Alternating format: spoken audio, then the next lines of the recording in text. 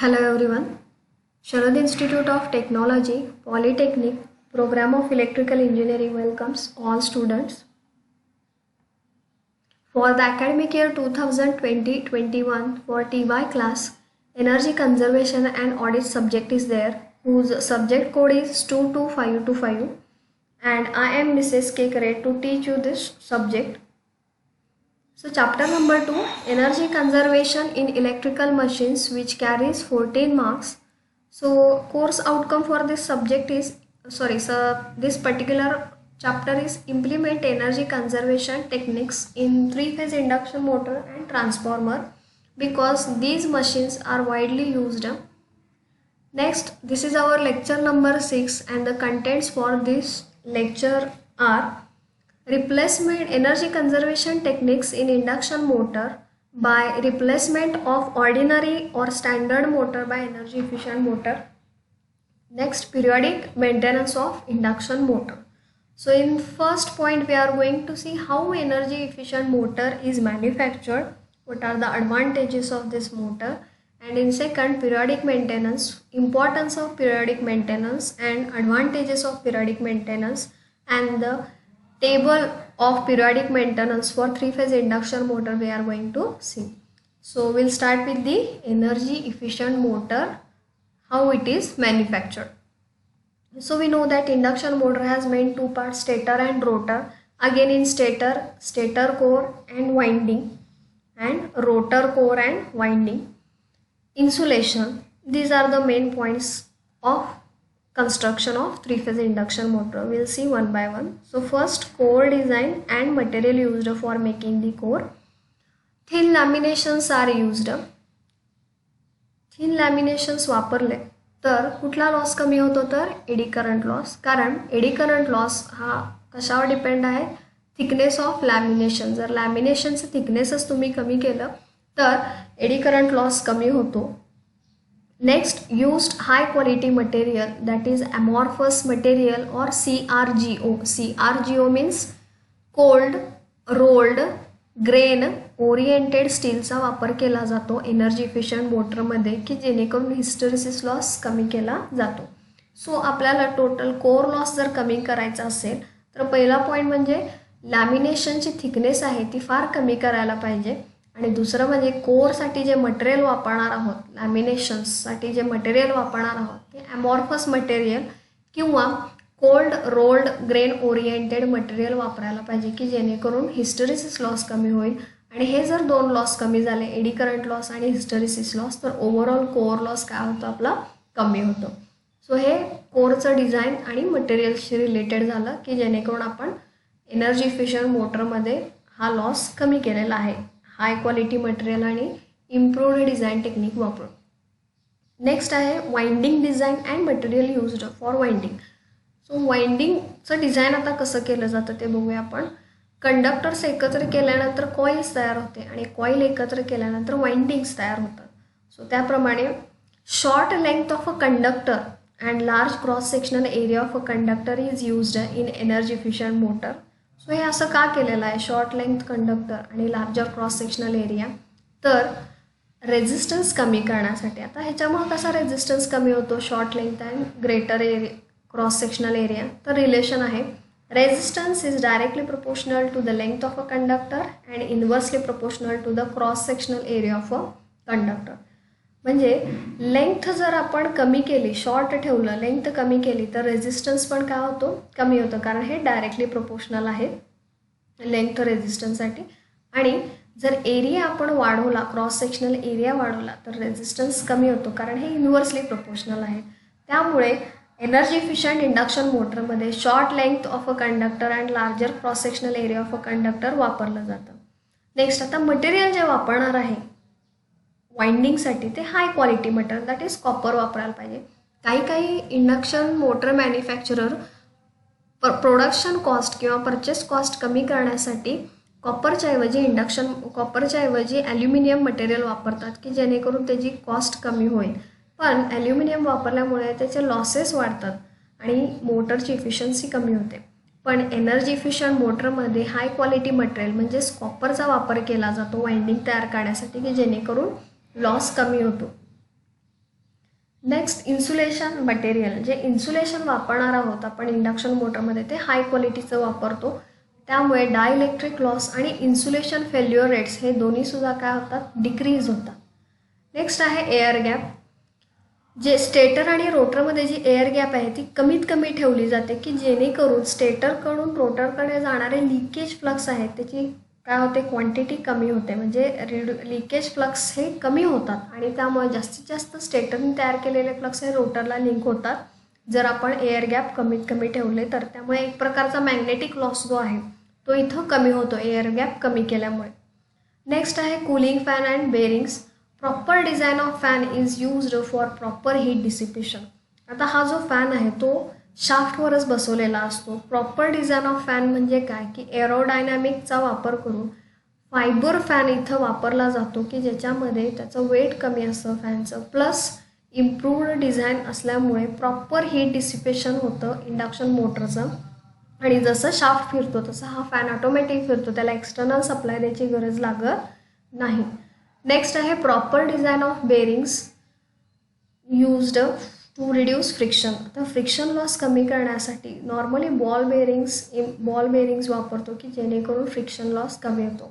So cooling fan आणि बेरिंगचं design proper ठेवल्यानंतर आपल्याला मेकॅनिकल लॉस काय करू शकतो, आपण कमी करू शकतो आणि हीट रिलेटेड प्रॉब्लेमसुद्धा इंडक्शन मोटरमधले कमी होतात.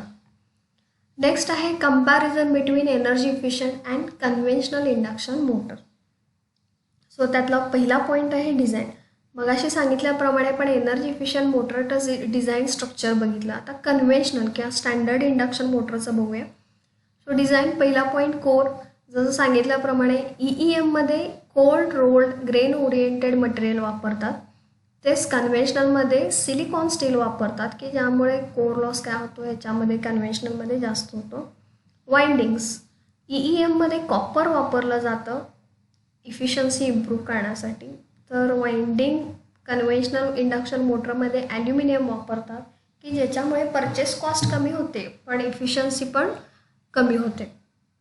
Conductors with larger cross sectional area EEMमध्ये वापरतात कारण रेझिस्टन्स कमी होतो आणि त्यामुळे कॉपर लॉस कमी होतो. पण कन्व्हेन्शनल इंडक्शन मोटरमध्ये स्मॉलर क्रॉस सेक्शनल एरिया वापरला जातो आणि रेझिस्टन्स वाढतो त्यामुळे, आणि त्यामुळे कॉपर लॉस वापरतो कारण resistance is inversely proportional to the cross sectional area of a conductor. Next आहे बेरिंग्स. एनर्जी इफिशियंट बेरिंग्स वापरलं जातं EEMमध्ये की जेणेकरून फ्रिक्शन लॉस कमी होतो. पण कन्व्हेन्शनलमध्ये स्टँडर्ड बेरिंग्स वापरतात which is not energy efficient one. So त्यामुळे इथेही लॉस होतो, mechanical loss. Next fan. Aerodynamic designed fibre fan वापरला जातो EEMमध्ये, त्यामुळे कूलिंग जे आहे ते प्रॉपर होतं आणि प्रॉपर हीट डिसिपेशन होतं EEMमध्ये. Whereas in case of conventional induction motor standard fan of aluminium material is used. त्यामुळं काय होतं की प्रॉपर हीट डिसिपेशन होत नाही, त्यामुळे हिटिंग ऑफ मोटर कंटिन्युअस होतं आणि त्यामुळं मोटरची लाईफ ही जेवढी एक्सपेक्टेड आहेत तिथंपर्यंत मोटरची लाईफ रीच होऊ शकत नाही. नेक्स्ट आहे इफेक्ट ऑफ व्होल्टेज फ्लक्च्युएशन. म्हणजे सप्लायकडनं जे जाणारं व्होल्टेज आहे इंडक्शन मोटरला ते अप अँड डाऊन झालं रेटेडपेक्षा, तर त्याचा इफेक्ट EEMवर काय होतो आणि कन्व्हेन्शनलवर काय होतं ते बघणार आहोत. सो सप्लायचं व्होल्टेज जर अप अँड डाऊन होत असेल कंटिन्युअस तर त्याचा इफेक्ट EEMवर कमी होतो कारण स्टँडर्ड आपण सगळं डिझाईन आणि मटेरियल वापरल्यामुळे त्याचा इफेक्ट कमी होतो. Whereas in case of conventional induction motor तो जास्त होतो. स्टार्टिंग टॉर्क हा EEMचा जास्त असतो than the standard motor, where standard motor किंवा कन्व्हेन्शनल मोटरचा मॉडरेट असतो. मेंटेनन्स. EEMला मेंटेनन्स कमी असतो कारण आपण सगळं हाय क्वालिटीचं आणि इम्प्रूव्ड डिझाईन वापरलं आहे, त्यामुळे मेंटेनन्स लेस असतो. तेच कन्व्हेन्शनलचं मेंटेनन्स हा जास्त असतो. Noise problem. Noise and vibrations level induction EEMमध्ये कमी असतं आणि कन्व्हेन्शनल इंडक्शन मोटरमध्ये जास्त असतं. लॉसेस. आता आपण हाय क्वालिटी मटेरियल आणि इम्प्रूव्ड डिझाईन वापरल्यामुळे इंडक्शन एनर्जी इफिशियंट इंडक्शन मोटरमध्ये त्यामुळं काय होतं लॉसेस हे लेस असतात. आता कुठले लॉसेस कमी? कोर लॉस, कॉपर लॉस आणि मेकॅनिकल लॉस कमी असतो. Where in case of conventional induction motor ordinary material आणि कन्व्हेन्शनल डिझाईन वापरून तयार केलेले असते, त्यामुळे लॉसेस हे मोर असतात. तर कुठले losses? Core loss, copper loss आणि मेकॅनिकल लॉस. हे लॉसेस हे इन्क्रीज्ड होतात because of conventional technology of design आणि लो क्वालिटी मटेरियल. आता याचा इफेक्ट इफिशियन्सीवर काय होतो? जर लॉसेसच मोर असतील तर इफिशियन्सी ऑब्व्हियसली काय असणार आहे? कमी असणार आहे. आणि लॉसेस जर कमी असतील तर इफिशियन्सी वाढलेली असणार आहे. So efficiency, energy efficient induction मोटरची इफिशियन्सी 90 to 95% असते. तेच जनरल किंवा स्टँडर्ड इंडक्शन मोटरची इफिशियन्सी 80 ते 85% एवढी असते. नेक्स्ट आहे एनर्जी कन्झर्वेशन. आता इफिशियन्सी इम्प्रूव्ड आहे म्हटल्यावर इथं लॉसेसच कमी होत असणार, त्यामुळं कन्झर्वेशन हे एनर्जी इफिशियंट इंडक्शन मोटरमध्येच होत असणार आहे जास्त, आणि कन्व्हेन्शनल इंडक्शन मोटरमध्ये एनर्जी कन्झर्वेशन होत नाही. आता कॉस्ट, ऑब्व्हियसली एनर्जी इफिशियंट मोटरमध्ये आपण सगळं हाय क्वालिटी इम्प्रूव्ड डिझाईन वापरलेलं आहे, त्यामुळे कॉस्ट ही नक्कीच जास्त असणार आहे, मोर असणार आहे. आणि कन्व्हेन्शनलचं सगळं लो क्वालिटी आणि ट्रॅडिशनल डिझाईन वापरतोय, त्यामुळे त्याची कॉस्ट ही कमी असणार आहे. लाईफ, EEMची लाईफ ही मोर आहे आणि कन्व्हेन्शनलची लेस आहे. So this is about energy efficient motor and conventional motor. So आपण बघितलं टेबलवरून, कंपॅरिझनवरून, तर आपल्याला नक्कीच एनर्जी इफिशियंट इंडक्शन मोटरचे ॲडव्हान्टेजेस जास्त आहेत than the conventional induction motor. पुढचा पॉईंट आहे बी पॉईंट, पिरियडिक मेंटेनन्स.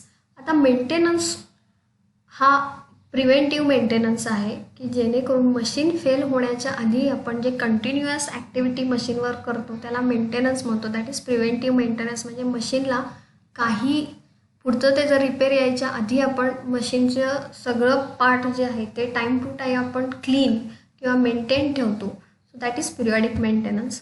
आता पिरियॉडिक मेंटेनन्स करायची गरज काय आहे किंवा मेंटेनन्स केल्यामुळं काय काय ॲडव्हान्टेजेस आपल्याला मिळतात ते आपण बघणार आहोत. So the first point is reduced cost for repairs. म्हणजे जर आपण टाईम टू टाईम मेंटेनन्स करत असू तर रिपेअर जे होतं, रिपेअर म्हणजे काय, सडन मोटरमध्ये एखादा पार्ट ब्रेक होतो आणि मग आपल्याला ऑन द स्पॉट जो मेंटेनन्स करावा लागतो त्याला रिपेअर म्हणतात. सो ब्रेकडाऊन मेंटेनन्स म्हणतो त्याला आपण, किंवा रिपेअर म्हणू शकतो. तर हे जे रिपेअर्स आहेत ते आपल्याला कमी करायचे असतील तर आपल्याला मेंटेनन्स करावं लागेल. प्लस अर्जंट रिपेअर असेल तर त्याला पैसेही जास्त द्यावे लागतात. त्यामुळं रिड्यूस्ड जर आपण मेंटेनन्स केला प्रॉपर तर हे जे काही रिपेअरसाठी लागणारा पैसा आहे तो कमी होतो. दुसरा आहे मिनिमम डाऊन टाईम. आता सडन जर मशीन फेल झाली प्रॉपर मेंटेनन्स केलं नसल्यामुळे तर तो जो रिपेअर टाईम आहे, म्हणजे जो रिपेअर करण्यासाठी वेळ लागणार आहे त्याला डाऊन टाईम म्हणतात. तोपर्यंत मशीन ही बंदच असणार आहे. त्यामुळे त्या मशीनवरचं जे काय प्रोडक्शन सुरू असेल किंवा काम सुरू असेल ते त्या पूर्ण रिपेअर होईपर्यंत बंदच असणार आहे. त्यामुळे काय होणार आहे की ते प्रोडक्शनवर अफेक्ट होणार आहे. त्यामुळे मशीनचा डाऊन टाईम वाढणार आहे जर आपण प्रॉपर मेंटेनन्स केला नाही तर. आणि जर प्रॉपर मेंटेनन्स केला तर हाच डाऊन टाईम कमी होणार आहे. Next, safety to people and property. Proper maintenance जर आपण केला तर मशीन व्यवस्थित रन होते आणि त्यामुळे त्याच्यावर जर काय ऑपरेटिंग पर्सोनल आहे त्यालासुद्धा सेफ राहतं, कारण सगळं ऑल इन ओके कंडिशनमध्ये असतं आणि मशीन पण व्यवस्थित आहे ते लाईफ एक्सपेक्टन्सीपर्यंत ती रन होते. Next, better conservation of assets. आपण प्रॉपर मेंटेनन्स केलं तर आपल्याला आहे तीच एक्झिस्टिंग मशीन आपण फार काळापर्यंत कन्झर्व करू शकतो. Increased life expectancy thereby eliminating premature replacement of motor. म्हणजे proper maintenance, continuous maintenance, preventive maintenance आपण जर केलं तर मशीनची लाईफ जेवढी एक्सपेक्ट आहे तेवढी रीच होते. प्लस जर आपण प्रॉपर मेंटेनन्स केला नाही तर मशीन मध्येच बंद पडते आणि जर पूर्णच डॅमेज झालं मशीनला तर आपल्याला एक्झिस्टिंग मशीन रिप्लेस करून नवीन मशीन घ्यावी लागते आणि त्याची कॉस्ट वाढते. त्यामुळे हे सगळं अवॉइड करण्यासाठी आपण प्रिव्हेंटिव्ह मेंटेनन्स हा केला पाहिजे मशीनचा किंवा मोटरचा. Reduced overtime cost. जसं सांगितलं मगाशी की जर प्रॉपर मेंटेनन्स केला नाही तर सडन मशीन फेल होऊ शकते बिकॉज ऑफ सम रिझन. म्हणजे बेरिंग्स खराब झाले असतील, शाफ्ट बेंड झाला असेल, स्टेटरवर फॉल्ट आला असेल, इन्सुलेशन पेपर पंक्चर झाला असेल. सो हे सगळे टाईपचे फॉल्ट आहेत. हे सडन फॉल्ट जर राईज झाले, जर आपण प्रॉपर मेंटेनन्स केला नाही तर रिपेअर्सची संख्या वाढते आणि रिपेअरची संख्या वाढली तर मशीनचा डाऊन टाईम वाढतो, म्हणजे मशीन बंदच राहते आणि मशीन जर बंद राहत असेल तर त्या मशीनवर चाललेलं प्रोडक्शनचं कामसुद्धा बंद होतं आणि सपोज आपल्याला एखादं प्रोडक्ट ठराविक टाईममध्ये म्हणजे दिवसाला त्या मशीनवर 10 प्रोडक्ट्स तयार होत असतील तर ह्या रिपेअर्समुळे तिथं किंवा 1 किंवा 2च प्रोडक्ट्स तयार होतील किंवा ती मशीन 2-3 दिवसासाठी बंद असेल तर काहीच प्रोडक्शन होणार नाही. त्यामुळे त्या मशीनचा डाऊन टाईम वाढेल आणि त्यामुळं काय होतं, हे जे प्रोडक्शन कमी झालेलं आहे ते भरून काढण्यासाठी जो ओव्हरटाईम करायला लागणार आहे वर्करला, तो ओव्हरटाईमसुद्धा वाढेल, प्लस ओव्हरटाईमची कॉस्टसुद्धा कंपनीला त्या वर्करला द्यावी लागते. त्यामुळे प्रॉपर मेंटेनन्स केला तर आपल्याला हे जे ओव्हरटाईम लागणार आहे आणि ओव्हरटाईम कॉस्ट जे आपण वर्करला देणार आहोत ते सुद्धा कमी होईल. नेक्स्ट आहे more economical use of maintenance worker due to the working on scheduled basis. म्हणजे आता प्रॉपर मेंटेनन्ससाठी माणसं असतात किंवा मेंटेनन्स डिपार्टमेंट असतं इंडस्ट्रीमध्ये, तर त्या मेंटेनन्स डिपार्टमेंटचं काम हे प्रॉपर शेड्यूल जर आपण केलं मेंटेनन्सचं तर त्याच्याप्रमाणे चालू राहणार आहे. त्यामुळे मेंटेनन्स वर्करचा पुरेपूर इथं आपण यूज करून मशीन प्रॉपर परफॉर्मन्स आपण त्याचा इम्प्रूव्ह करू शकतो किंवा मशीन आहे त्या स्थितीमध्ये चांगली ठेवू शकतो आणि मेंटेनन्स वर्करचा प्रॉपर यूज होऊ शकतो आणि तो इकॉनॉमिकल असेल. नेक्स्ट आहे periodic maintenance of 3 phase induction motor. म्हणजे आता कुठले कुठले पार्ट्स किती डेली, वीकली, मंथली, इयरली कुठले पार्ट आपल्याला बघायचे आणि काय मेंटेन करायचं हे आपण याच्यामध्ये बघणार आहोत. So this is table for maintenance. आता फ्रिक्वेन्सी ऑफ मेंटेनन्स म्हणजे किती वेळा आपण मेंटेनन्स ठेवायचं, म्हणजे आठवड्यातून एकदा, दिवसास रोज आपल्याला मेंटेन ठेवायचं आहे किंवा 6 महिन्यातून एकदा, वर्षातून एकदा. हे झालं फ्रिक्वेन्सी ऑफ मेंटेनन्स. कुठले पार्ट्स मेंटेन करायचे ह्या कॉलममध्ये दिलेले. आता एव्हरी वीक म्हणजे आठवड्यातून एकदा काय काय चेक केलं पाहिजे. Examine commutator and brushes. कम्युटेटरची कंडिशन चेक केली पाहिजे आणि ब्रशेसची कंडिशन.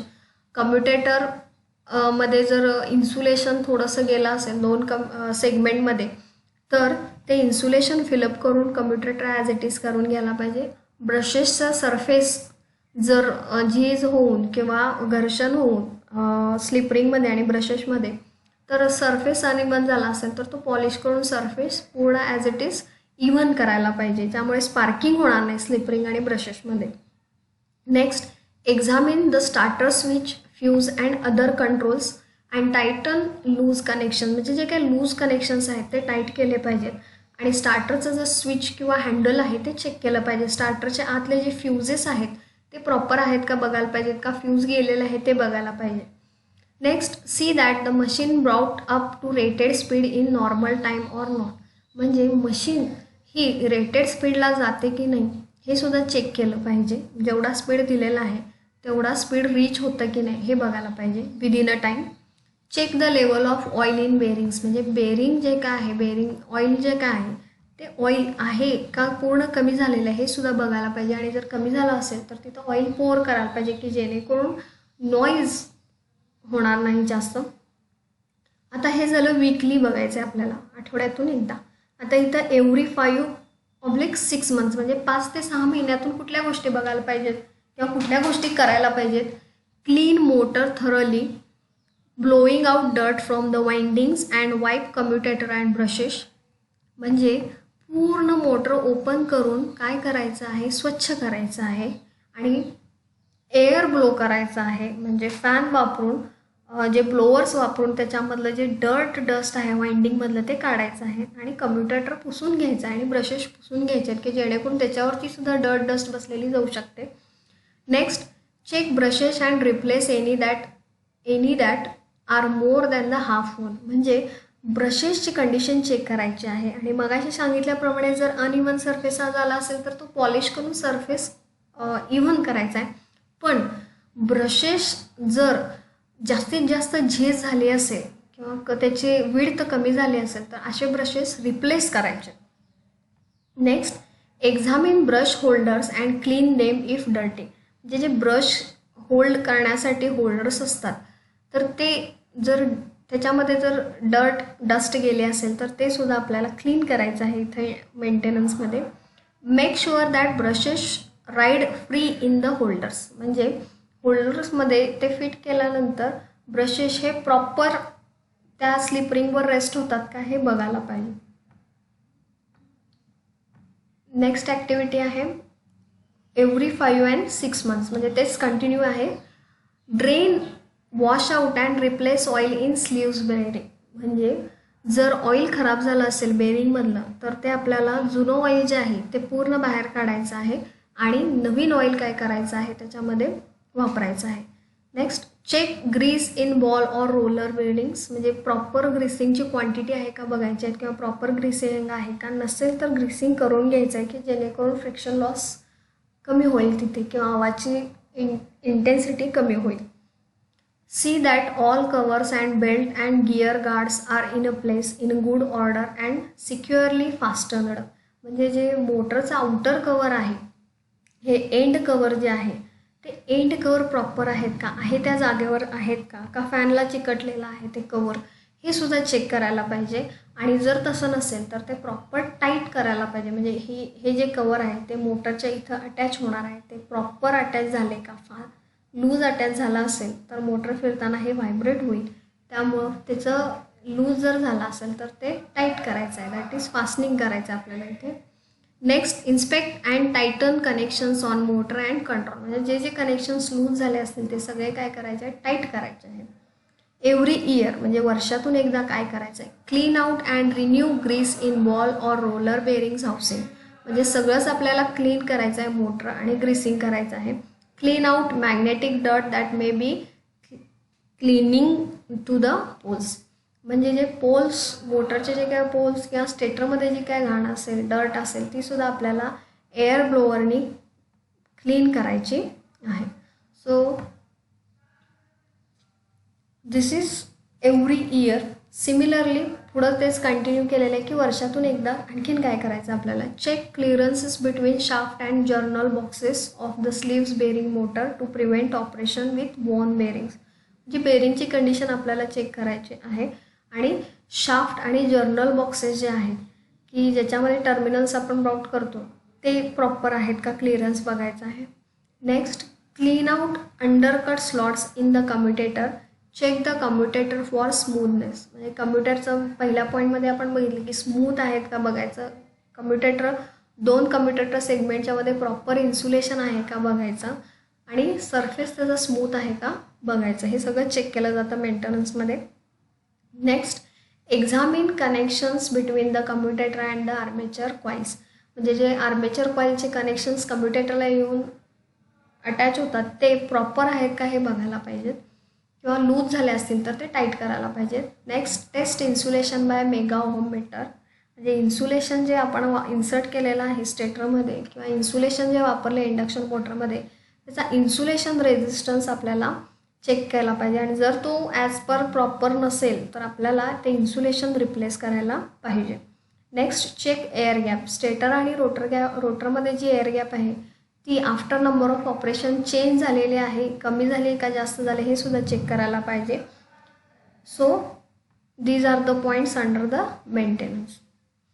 सो ह्या सेशनमध्ये आपण काय बघितलं होतं की एनर्जी इफिशियंट मोटर आणि periodic maintenance of induction motor कसं करायचं ते बघितलं होतं.